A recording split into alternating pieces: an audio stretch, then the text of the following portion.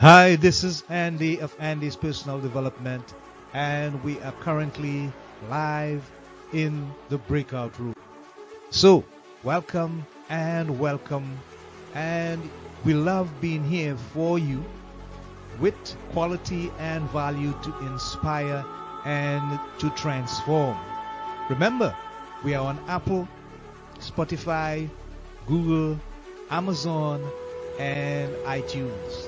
Today, as usual, we have a special guest to share with you for your development and growth and to live your better informed life. So, grab a cup, pull up a seat, and stay tuned for the introduction. Right here, now, live in the breakout room.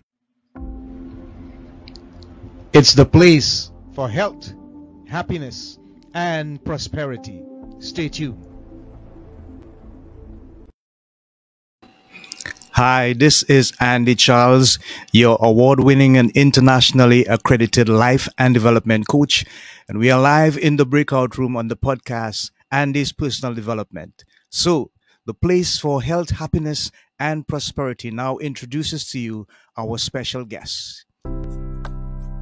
Our next guest in the breakout room, Kathy Sohn, CEO of Body Memory Process, LLC.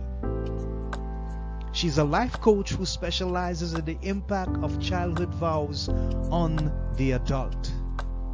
Her work is called the Body Memory Process. This is Kathy. Your will, she says, you can discover and release those early life decisions so that the adult can make conscious choices in the current moment. Kathy Sohn is the editor of her late husband David W. Sohn's book, Escaping the Labyrinth. And you can get her ebook entitled, What You Decided Then Matters Now. She has a 36-year federal career during which time she worked in 3 war zones, including Sarajevo, Baghdad, and Kabul. So, let's welcome this more inspiring guest live in the breakout room, Kathy Sohn.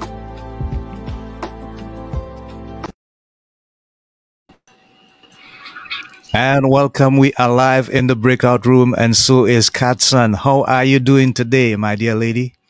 I'm doing wonderful, Andy. Thank you so much for having me here. And thank you so much for taking the time from your busy schedule and for being with us. We really appreciate it. So let's get right into it. Looking at your information, you have a very intriguing and interesting life, not to mention career. But if you don't mind, I would like to start from the very beginning. And you said you had a turbulent life because you were born premature to a single mother who didn't want you, and you were adopted from an orphanage. Can you tell us as much as you can recall what that experience was like for you, Kath? Certainly. So I actually did not realize that I was adopted until I was in my early 30s. So this was one of those stories that that I have to. It's like watching a movie. It's like, okay, now I know this, and now let me fill you in on the background. Okay. So I'll jump forward to the point where I found out through a phone call with my oldest brother. And I found out that, of course, he confirmed, well, we're all 3 adopted. We were from different families. And I was shocked, even though in some part of myself, probably because of what we'll talk about with this work, maybe I always knew. I'm sure that my body always knew. I just mentally wasn't aware. And I didn't know how to bring up this topic with my mom until one weekend I was visiting.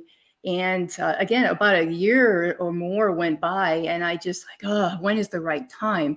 And this one day I was visiting, I was out for a walk, and I all of a sudden had so much courage. I couldn't wait to get home and just sit down with Mom and just get it all out. And when we did, she said, you know, when all 3 of you were about 7 years old, which is when they told us that you should be able to understand this, I gave you a book called The Chosen Baby. Okay. And I was like, I remember that book. I loved it. I read it over and over. She said, yes, but apparently you didn't get it was about you, because years later you were a young teenager. And I got it that I was premature. Mom had told me that story, and somehow that, that stuck with me. And one day I said to her something like, it must have been really scary when I was born premature. And then she realized I didn't get it.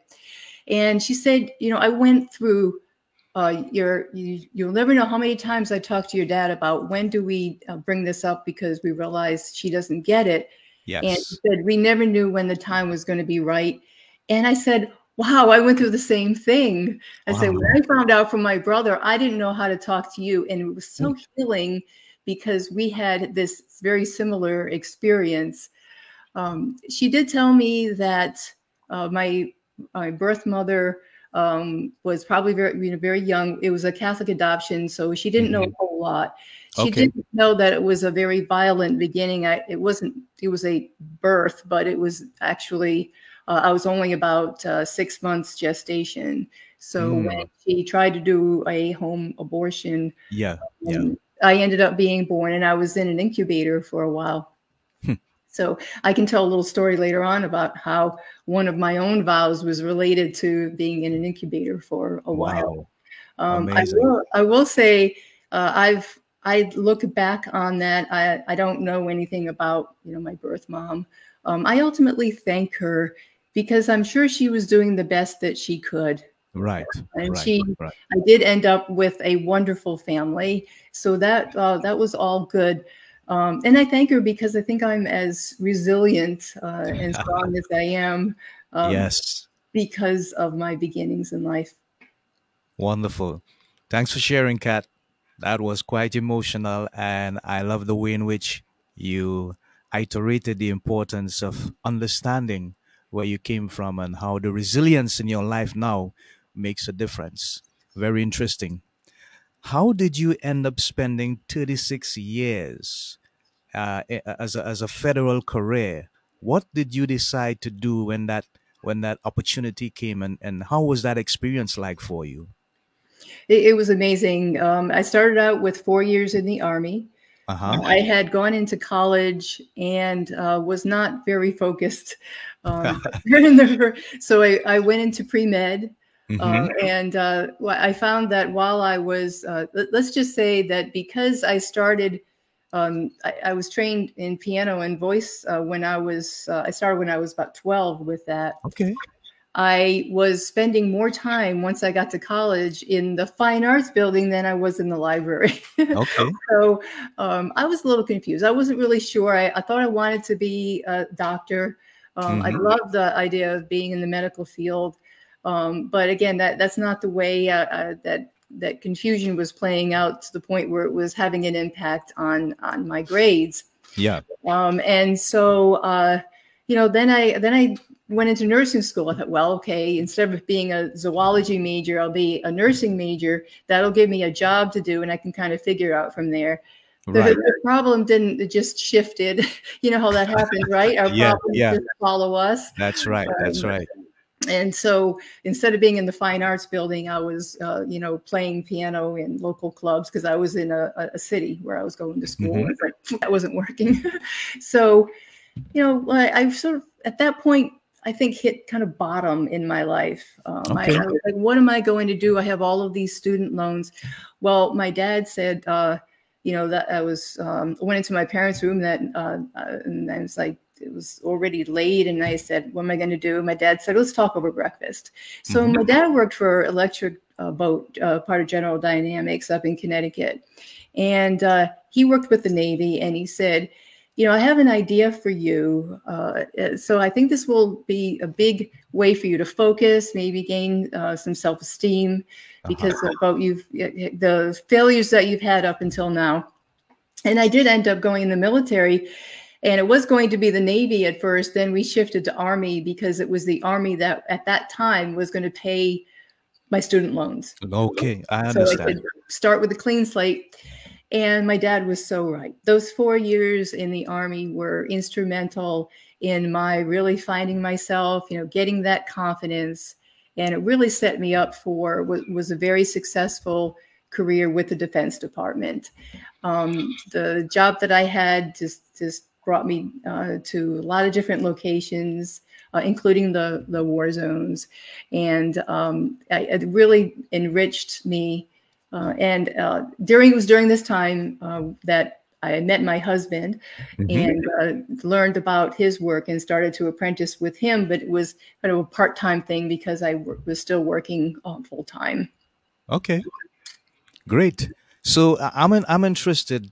You spent 36 years in the military. You met your husband in 1994, and you also had the opportunity to work in 3 war zones. Mm-hmm. What was that experience like for you in those war zones, and what were some of the lessons that you learned as a result? Yeah, I think that facing my own fears Uh-huh. at first was big. Like, am I going to be safe? Right. That's sort of one of the Yes. first things. Yes. And, it was probably 9/11 for me that Hmm. really, I always thought that doing, defense work for the United States was important. And then after 9/11, it shifted into more of a, really a sense of mission. Yes. And I started really appreciating, again, I was a civilian at that point, and I Okay. started appreciating the fact that military families don't get a choice. Hmm. I actually got a choice. I mean, these jobs are Yeah. available, and I, put up my hand. And I realized that sometimes parents need to be role models for their children, and that Hmm. doesn't necessarily always meaning being with them. Right. And especially when I had the opportunity to do a 6-month deployment in Afghanistan, I didn't want to leave. I had young children at the time. Wow. I still had my husband who Hmm. came from a military family. He understood mission. Right. And, he said, look, if this important to you, it's important to me, and we'll work it out. And, it really all worked out. Especially, I don't think, to be honest, that I would have done it if there weren't the opportunity to do FaceTime all of the time. I understand. Yeah. I Yeah. went in at the period of time when it was almost as good as being there. Not quite. I really Right. wanted to hold my children, but otherwise I could remain alive to them. Mom's just working, and Hmm. it's not like they could just sort of forget forget about me over 6 months. I could deal with that fear. And so, yes, I realized that the mission was more important than my fear. I was able to get in front of that, and that continues to serve me well in life. Right. Thanks for sharing, Kat. That is so important, and it's a very important lesson also for a lot of people to learn and to understand in terms of overcoming their fears. Yeah. Which takes me right into something that happened. It says that when you met your husband, David, you became exposed to a unique healing method. It was the body memory process. You want to tell us about that, please? Sure. Well, before I talk about the process, Uh huh. it's important to understand what is body memory, Right. because the process is essentially a way to deal with that impact. Okay. So I'd like to start talking about body memory in a way that your viewers can relate. So one very common experience is having learned how to ride a bike when you're little, Hmm. and maybe you haven't ridden in a while, and you wonder, gee, can I still do it? An opportunity comes up, you pull out that old bike, and you hop on, and it may be a little bit slow at first, but before you know it, you're like, hey, this is like I rode yesterday. Okay. Um, that's body memory, because Right. your body remembers how to balance. It's all there for you still. Right. Another common experience is you have a car that has a gear shift in a certain place, and then you rent a car where maybe the gear shift is in a different area. This has certainly happened to me, where I'm, sort of, pawing at the air for where my body thinks the gear shift should be. And it's because, you find that in a lot of things in life, that this is where I had it. Maybe you move. I made the mistake one day of moving the clock Yeah. And my husband was like, why did you move that clock? Because I'm always looking at the blank wall above the refrigerator. Right. And then the Right. clock is over there. Because Yes. when you're doing something for a period of time, your body knows, okay, where's the clock? I know where to look. I know where that gear shift should be. Other common experiences are repetitive behaviors where your body learns that that thing that you're trying to do, like learn a piece of music on the piano or dancing or a sport. And so you end up actually performing the whole. You're not thinking about the individual steps. Right. Really a blessing, because it would be difficult if you had to remember every single step Yes. when you're at the point of trying to perform. So that's how body memory serves us. I think body memory serves us very well. Now, where the difficulty comes in is another aspect of body memory, and that's that it is instrumental in the way that we hold trauma. We hold emotions from that trauma. Yeah. So I'm going to talk a little bit about some research that was done in the 1980s that really helped us to understand the mechanism of this. So there's a lady by the name of Dr. Candace Pert, who was doing research at the National Institute of Mental Health. And she discovered that information that's generated by strong emotions, such as from trauma, is carried by neuropeptides to receptors that receive and store this information all over the body. Wow. And she actually made a quote in her work that deep traumatic events become deeply entrenched in the body. And that's essentially, where it all, that's the crux of it all. Okay. Now, this was actually a pretty staggering discovery, but I don't think as a whole that, humanity understands the implications of this. Okay. If there's a discovery that's made from research that's has to do with say technology, companies are scrambling to productize it, right? Okay. There's something called bench to bedside research, where medical researchers might come up with a way something that a pharmaceutical company can take and turn into a medicine for someone who's ill. Yeah. But there's no real mechanism in place to take research that makes such a discovery as Dr. Pert's to help us to be well, to be able to help to heal ourselves. And I think that's because technology solves a problem, medical research solves a problem, but I don't think that we understand that wellness is a problem. How do we solve the wellness problem? And I think we're coming along. I think folks such as yourself, having these podcasts, reaching out to people, I think that we absolutely are starting to tackle this, as a problem. Yeah. I think people tend to think of solving problems because something's bad and we got to fix it.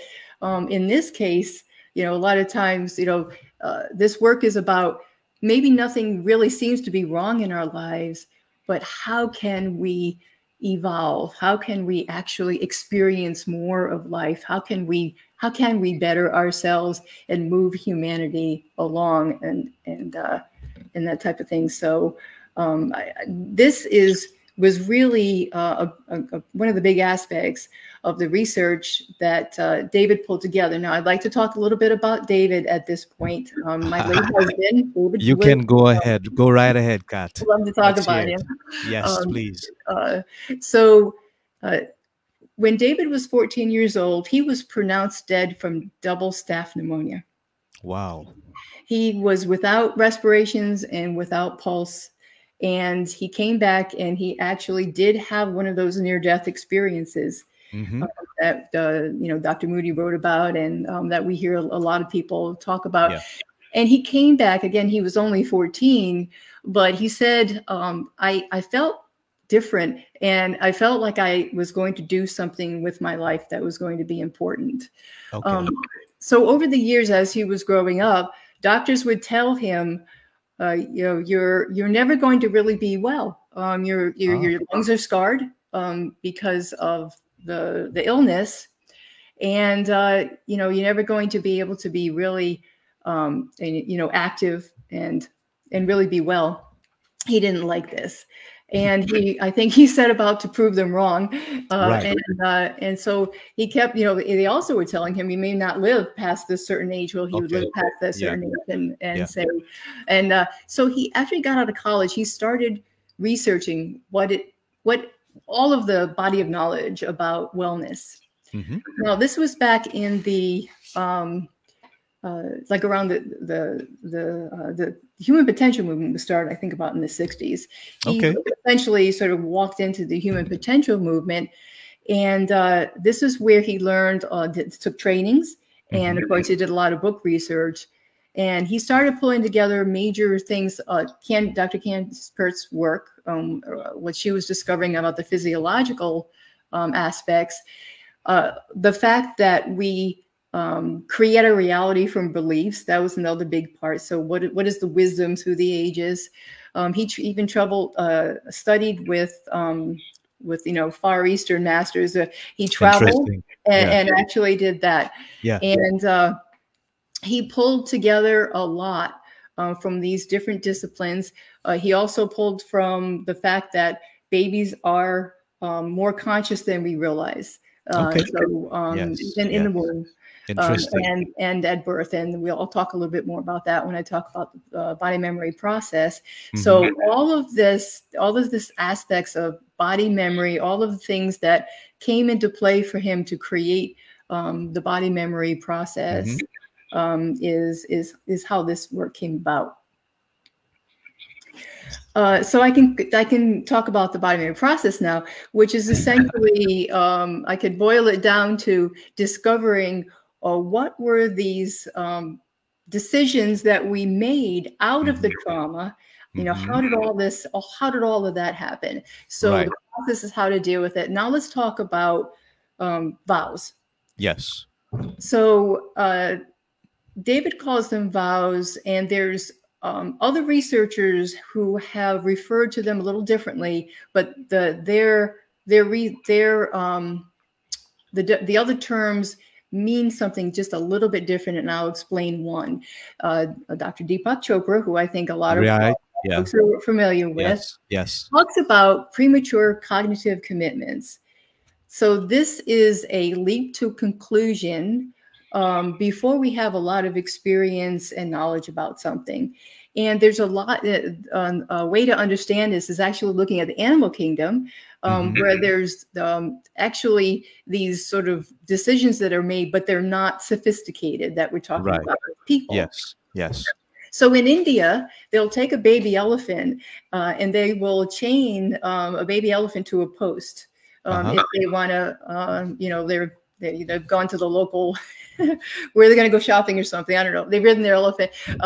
They chain the elephant so that when the elephant, and I guess they just maybe discovered this when they by accident somebody forgot to chain the elephant, and the elephant just stood there. Wow. And researchers found that this was because of what Deepak Chopra terms premature cognitive commitments. So premature because, you know, we don't, you know, the elephant is like, okay, I'm going to be here, and it happens all the time. So, you know, but the elephant grows up, and even when the chain isn't there anymore, big implications. What we're going to talk about with vows. They've separated fish tanks with a glass partition, and then when they take the partition away, the fish will not swim in the other parts. Interesting. Wow. So Barbara Ann Brannon talks about frozen psychic time blocks, is what he calls it, and she talks about it in terms of the aura. That this is noted. And David called them vows. So vows are very closely related to, you know, there's other terms that are close, right? We talk about agreements, but a vow is something that it's not, agreements tend to be, if you do this, I'll do that. But he says vow is like a wedding vow. You know, it's not like you get there's some bargain that's made. It's like there's a statement that's made. I will be this way. You know, I will do this. I will cherish you. I will, you know, will love you as long, you know, as I'm on this earth, and sickness and in health and all of that. So that is a vow. I like to think of Gone with the Wind when she says, "As God is my witness, I will never go hungry again." And if you watch that scene and you know, that's the emotional content. That's right. Now, what we're going to talk about in a moment is it's not necessarily so dramatic as, you know, this scene on you know, Gone with the Wind, but it is that dramatic kind of on the inside of the little being who is making this decision. So vows, through David's research, he found out that vows actually show up there's actually 4 types associated with the different aspects, sort of time periods of our lives, our early lives. I'm going to sort of work backwards. So they show up in infants and children. And again, a lot of this, it takes a little bit of time for people to kind of wrap their minds around what I'm going to say next. So I ask the viewers to bear with me here. Please keep your mind open. Sure. Because, you know, we tend to think about, you know, communication as being largely verbal. And a lot of times when these decisions are being made, the child is not even, is not verbal, is not logical. Right. And that's part of what makes it so powerful, because you're talking about a very pure experience. It's all feeling. And it's very immature, and so it tends to be almost binary. So things are very intense, and it's intensely bad. Wow. And so when there is articulation given to these vows, which again has come about through David's work for clients for over 30 years, is these vows started to emerge, and the clients would articulate them in a way that a lot of times you hear children talk, and they involve words like always and never, you know, these absolute words, because, you know, to a child in their very small world, you know, they don't have an idea that, okay, things could change. Like, they don't have a lot of information. They're living in the now. And so they think, you know, it's kind of like it's always going to be this way. Okay. I get that. Yeah. So, so that is one time, and I'll give some examples, you know, in a few minutes, so people can have an understanding of what a vow is. So it happens during this time period. It happens at birth. So birth trauma is something that's been researched a lot. There's a lot of information, books and articles about birth trauma, and it's not difficult to understand, because, you know, we all know the child, you know, has to go through, you know, the birth process, which may go well or might not. But the whole idea that, you know, the labor that's involved, how long is that, you know, and is the baby positioned in the correct way? And you know, there's any number of things that can go wrong. And then, you know, after it's not just about what's happening during the birth process, but there can be something said in the birth room. There's nothing really special about this one, meaning it was a perfect birth. Maybe something like that was said. And this is actually a true vow that came out. And through David's work with this client, they said that when I talked to my mom, it was like, no, there was no problem. But this is what the doctor said. And this client had a vow, there's nothing special about me. Wow. And that came, you know, that played out in their self-esteem and, you know, and whatnot. It's amazing how powerful, you know, all of this is. Now we start working back from birth to in the womb. So, you know, there's a connection with mom, a deep connection with mom. And so they've done research here. And again, they found that, you know, it's amazing that there's been articles in Time and Newsweek talking about how if the child doesn't get enough to eat, say there's a, you know, I don't know, a famine, it may not be that, you know, but maybe mom isn't eating well. they've done research, and they found that that child and later in life might have issues with trying to keep their weight under control, because there's a vow there. There's not enough for me. And so they can never get enough, right? And they have a problem with being able to stop eating. And so another reason why vows are formed in the womb is parents' expectations. There are vows that come out, I will be a boy, I'm a girl, but dad really wants a boy because there's a whole bunch of girls in the family. And, again, wow. The conclusions that came from this work is through purely, mostly David's research of working with these clients for over 30 years. Right. Now, it may be new, you have to kind of stop and think about that. Like, really? But, it's not like he made it up. It's because he had so many, and he had lots and lots of tapes, and his tapes were, of course, he had the confidentiality and anonymity with his clients, but they have that content of, the clients talking about, here was my experience. So here's the vows. This is how they have played out in my life. Again, it's just amazing that the children who might have decided, if girls decide to be boys, that they have what David called a boy promise, and it comes out now they're tomboys, but it might I get that. Than that. I get that. They could even end up with like female medical issues because their body there's this struggle even within themselves to be a girl when they have so much energy behind being a boy.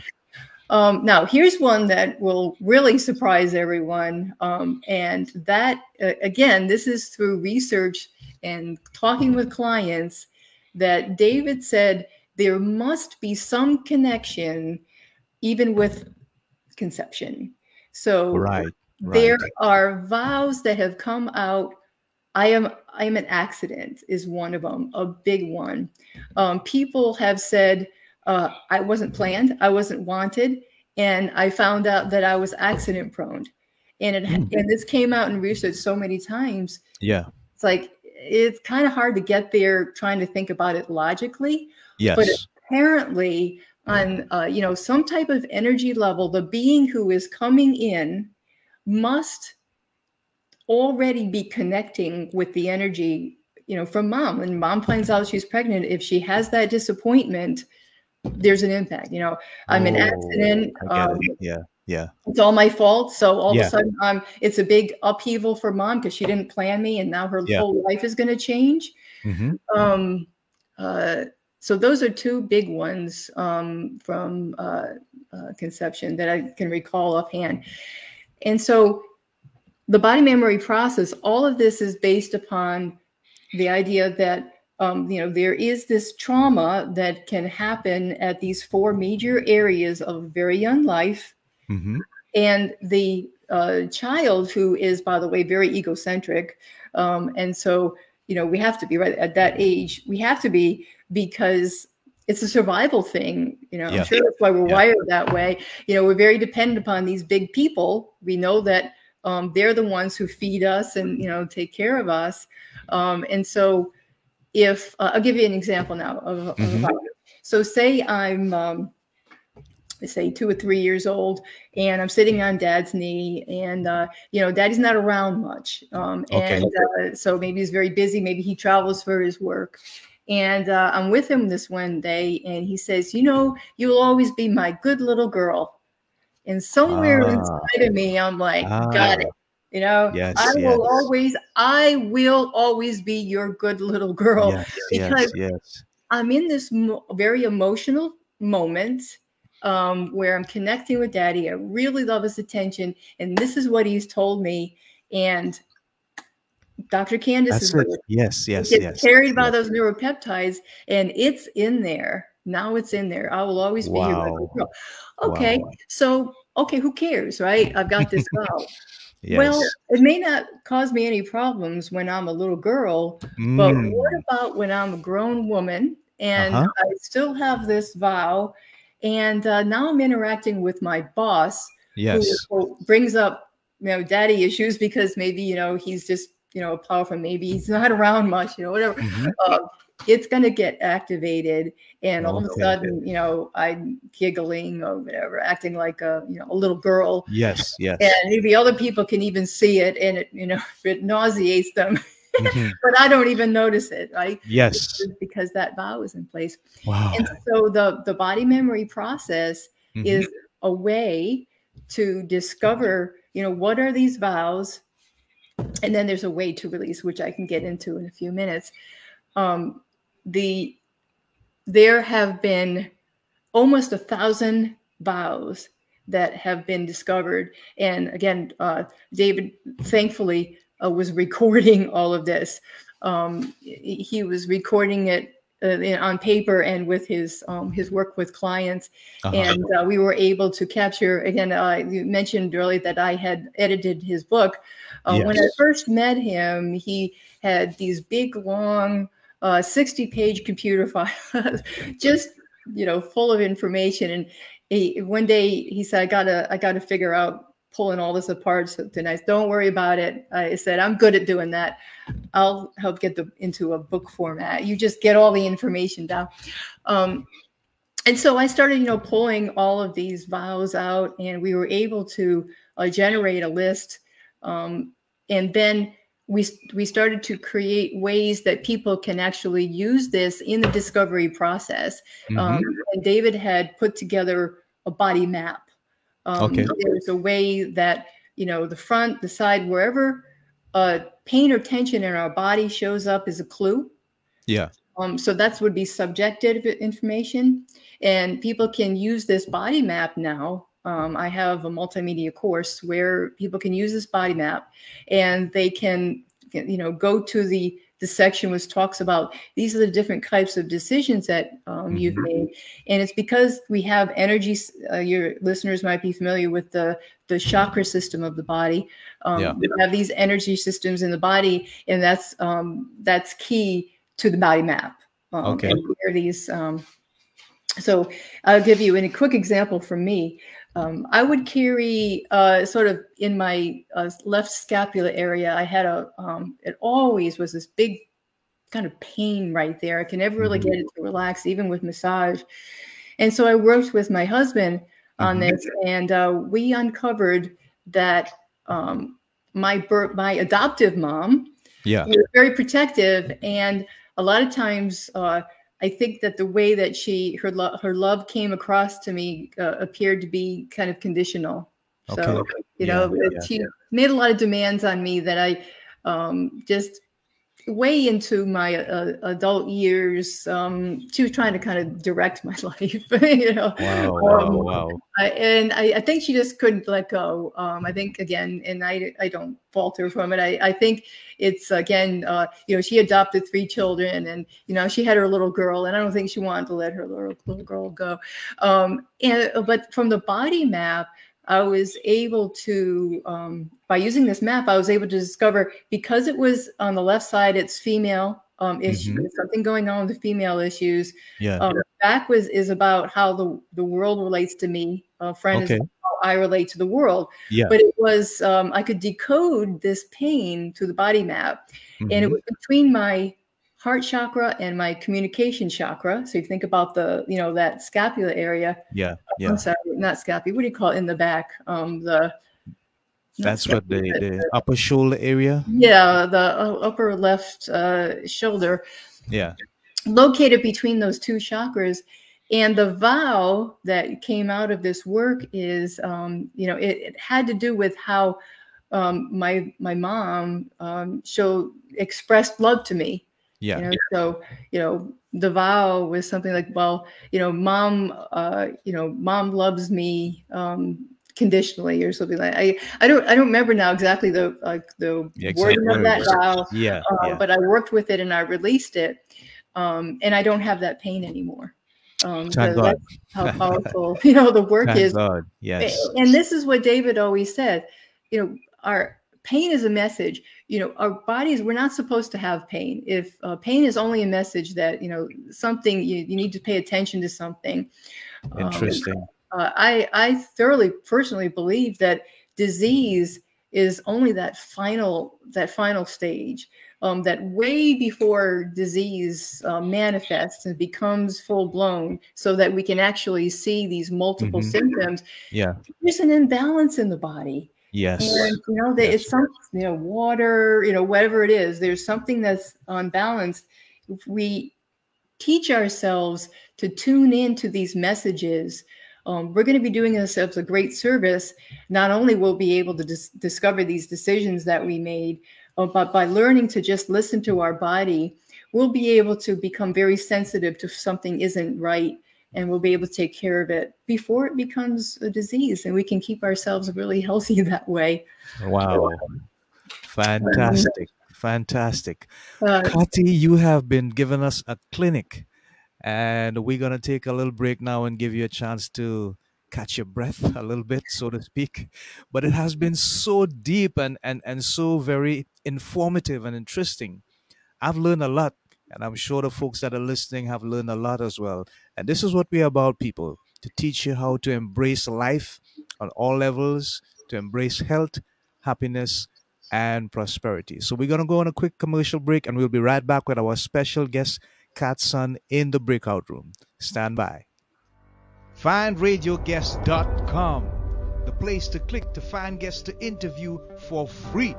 And if you're a radio show booker, podcaster, talk show host, or television producer, then this is the place to get podcasts and radio interviews or promote your books and products as a guest expert sponsor.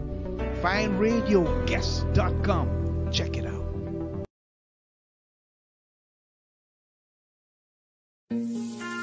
Hi, people. This is a special invitation for you to join our community. Yes, we're inviting you to join our community for 2022. What's in store? Well, what we want is your feedback on our content and our guests, but more so on what you need to be inspired and transformed from your current condition to one of happiness, health, and prosperity. So drop us a line and reach out. Help us to better help you achieve your goals. So, people, inbox me at www.facebook.com/mddreamer/. That's www.facebook.com/mddreamer/. Or send me an email at lovebitsa@gmail.com. That's lovebitsa@gmail.com. We love hearing from you as we build our partnership in growth and development, and we look forward to your communicating. Help us to help you to live a better life in personal growth and development from Andy's Personal Development. We love you. We look forward to hearing from you. See you soon. Bye for now. And we are back live with Kat Sohn in the breakout room on Andy's Personal Development. And she's been giving us a clinic, a workshop indeed, on this very important system called the body memory process.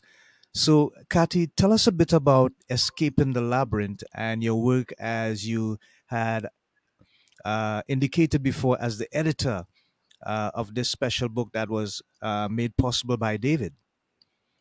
Sure. So Escaping the Labyrinth is an explanation of what I've been talking about here. It starts with David's journey and goes into some of the things that, that he discovered. It goes through what is a vow, a lot of information about vows. Okay. It's all at every stage. It goes into the articulation of the vow. Again, we don't have time to really get into that now. Yes. Fascinating when you can see all of the different ways that vows can be worded, and just those words create those little nuances in the way that clients have experienced, the effect of the vow in their life. And then it goes into the body memory process homework. It explains what we need to do for 90 days in order to release those vows. Okay. So David used to always say the good news, the bad news is that, you created this. And the good news is that you created this because we can create something new. But what's really important is you and I think that this comes from our friends in the Far East, who tell us about the master who was pouring a cup of tea, and the student said, master, teach me everything you know. And he keeps pouring the tea, and the tea overflows the cup. And he says, master, my cup is full. And he says, so is your mind. I cannot teach you. Yes, yes, I like that. And so, David would say, affirmations are great. You can say, but you can say all day long, I am a powerful woman. Yes. If you have this little vow in place that says, it's all my fault, and I'm not good enough. That's another very common vow. Yeah. That are operating in that. We've seen the iceberg, right? We see the tip of the iceberg.